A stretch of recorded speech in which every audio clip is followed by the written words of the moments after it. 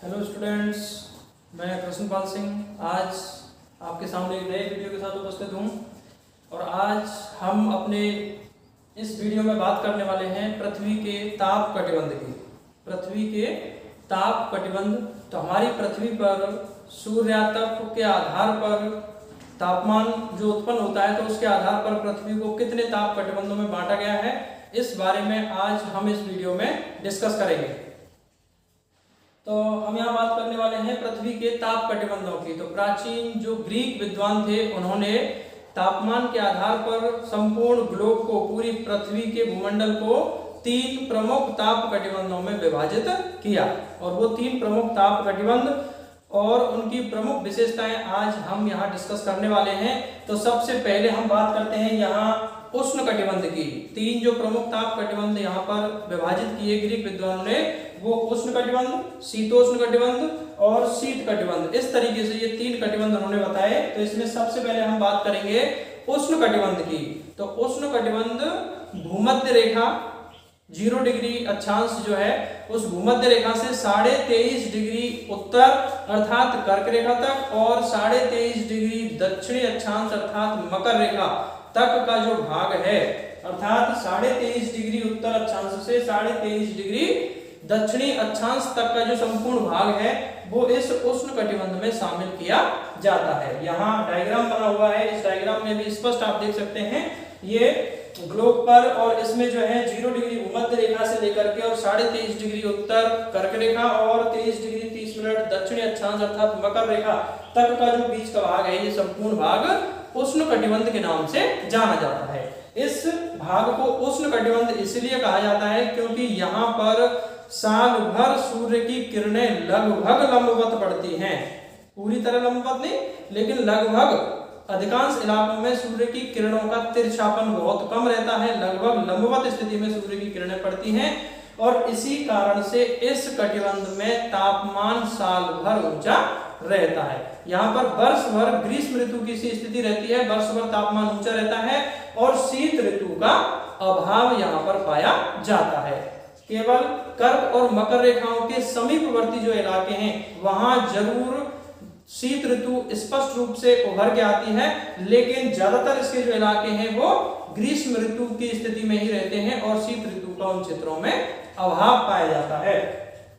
तो ये उष्ण कटिबंध के नाम से जाना जाता है। और इस उष्ण कटिबंध में कर्क रेखा से मकर रेखा तक का जो बीच का भाग है, इस भाग में वर्ष में कम से कम 2 बार सूर्य बिल्कुल लंबवत स्थिति में आता है। 90 डिग्री की एंगल पर जो है सूर्य की किरणें इन क्षेत्रों में प्राप्त होती हैं, कम से कम 2 बार। एक 0 डिग्री भूमध्य रेखा पर साल भर जो है सूर्य की किरणें 90 डिग्री के कोण पर लंबवत रूप से पड़ती हैं और भूमध्य रेखा से कर्क रेखा तक का जो क्षेत्र है, वो भी अधिकांश जो क्षेत्र है ज्यादातर कुछ तिरछेपन के साथ सूर्य की किरणों को प्राप्त करता है। तो ये अपना उष्ण कटिबंध है और उष्ण कटिबंध में प्रमुख रूप से ग्रीष्मकालीन दशाएं ही पाई जाती हैं।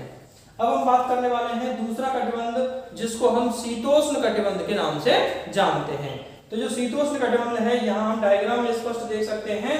उष्ण कटिबंधीय क्षेत्रों से ध्रुवीय क्षेत्रों की ओर 23.5 डिग्री उत्तरी अक्षांश से 66 डिग्री या 66 डिग्री 30 मिनट उत्तरी अक्षांश, और वही सेम दक्षिणी गोलार्ध में भी 23 डिग्री 30 मिनट अक्षांश से 66 डिग्री 30 मिनट अक्षांशों तक का जो भाग है, ये शीतोष्ण कटिबंध के नाम से जाना जाता है। और जैसा कि नाम से स्पष्ट है, शीतोष्ण, शीत प्लस उष्ण, अर्थात यहाँ पर शीतकालीन दशाएं भी पाई जाती हैं और उष्णकालीन दशाएं भी पाई जाती हैं, क्योंकि ये पृथ्वी के मध्यवर्ती क्षेत्रों में, दोनों ही गोलार्धों के लगभग मध्यवर्ती क्षेत्र हैं, जहां पर ग्रीष्म और शीत दोनों ही ऋतुएं स्पष्ट रूप से देखी जा सकती हैं और इसी वजह से इस क्षेत्र को शीतोष्ण कटिबंध के नाम से जाना जाता है। तो ये शीतोष्ण कटिबंध कर्क रेखा से लेकर के उत्तरी गोलार्ध में आर्कटिक वृत्त और मकर रेखा से लेकर के दक्षिणी गोलार्ध में अंटार्कटिक वृत्त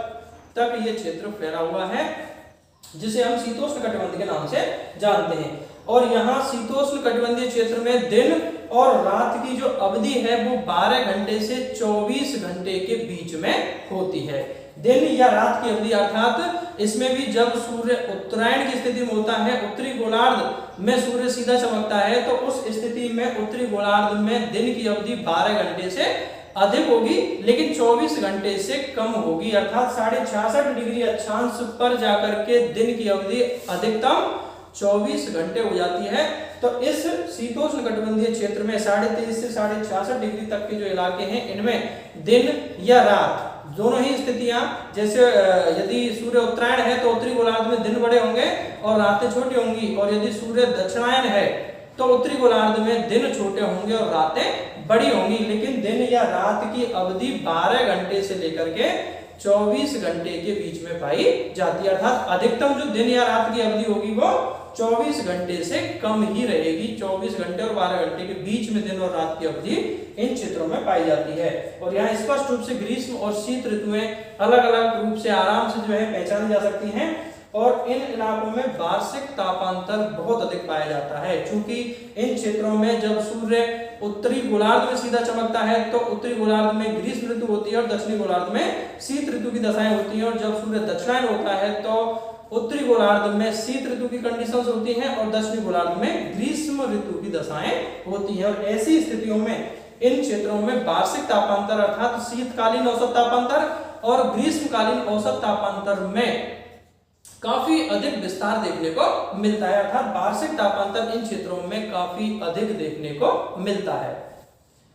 और यहाँ पर सूर्य कभी लंबवत नहीं होता, अर्थात चूंकि हमारी पृथ्वी का जो झुकाव है 23.5 डिग्री है, और इसी वजह से सूर्य की किरणों का जो झुकाव या लंबवत स्थिति है वो भी अधिकतम 23.5 डिग्री तक ही हो पाती है, अर्थात सूर्य 23.5 डिग्री उत्तरी अक्षांश से 23.5 डिग्री दक्षिणी अक्षांश, इन्हीं क्षेत्रों के बीच लंबवत होता है। 23.5 डिग्री से ध्रुवीय क्षेत्रों की ओर सूर्य की किरणें कभी 90 डिग्री का कोण नहीं बनाती हैं, कभी लंबवत स्थिति में नहीं आती हैं। तो ये शीतोष्ण कटिबंधीय क्षेत्रों में सूर्य कभी लंबवत नहीं हो पाता है। अब हम बात करते हैं अगले कटिबंध की, जिसे हम शीत कटिबंध के नाम से जानते हैं। और ये शीत कटिबंध स्पष्ट रूप से यहाँ नाम से ही स्पष्ट है कि ये ठंडा क्षेत्र है, अर्थात ये ऐसे इलाके हैं जहाँ साल भर मुख्य रूप से टेम्परेचर बहुत डाउन पाया जाता है और साल भर शीतकालीन दशाएं इन क्षेत्रों में पाई जाती हैं। और ये शीत कटिबंध का विस्तार यहाँ डायग्राम में हम देखें तो ये 66.5 डिग्री अक्षांशों से लेकर के ध्रुवीय क्षेत्रों तक का जो इलाका है वो शीत कटिबंध के नाम से जाना जाता है। 66.5 डिग्री अक्षांश से लेकर के ध्रुवीय क्षेत्र जो है वो शीत कटिबंध के अंतर्गत शामिल किए जाते हैं, और इन क्षेत्रों में किरणों का तिरछापन बहुत अधिक रहता है। यहाँ लिखा हुआ है तो किरणों का तिरछापन बहुत अधिक होता है, अर्थात यहाँ सूर्य की किरणों काफी अधिक तिरछेपन की स्थिति में आती है, और यही कारण है कि दिन की अवधि काफी लंबी होने के बावजूद भी यहाँ पर टेम्परेचर काफी कम रहता है, टेम्परेचर ज्यादा नहीं हो पाता, और साल भर इन क्षेत्रों में शीतकालीन दशाएं ही पाई जाती हैं।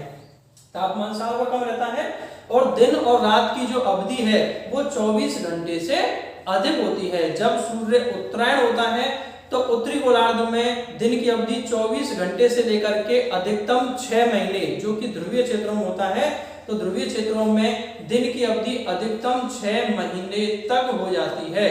और जब सूर्य दक्षिणायन होता है तो उत्तरी गोलार्ध में रात की अवधि 24 घंटे से लेकर के और उत्तरी गोलार्ध पर अधिकतम 6 महीने तक हो जाती है। तो इस प्रकार से ये शीत कटिबंध है, और इस शीत कटिबंध में दिन की अवधि 24 घंटे से लेकर के 6 महीने तक की पाई जाती है। तो ये पृथ्वी के ताप कटिबंध थे। तापमान के आधार पर पृथ्वी के विभिन्न क्षेत्रों को अक्षांशों के अनुसार इन कटिबंधों में प्राचीन ग्रीक विद्वानों ने इस प्रकार से विभाजित किया। तो आज हमने इस ताप कटिबंध को पढ़ा। उम्मीद करता हूँ आपको मेरा वीडियो पसंद आया होगा। यदि आपको वीडियो पसंद आया तो इसको लाइक और शेयर करें और मेरे चैनल को सब्सक्राइब करें। धन्यवाद।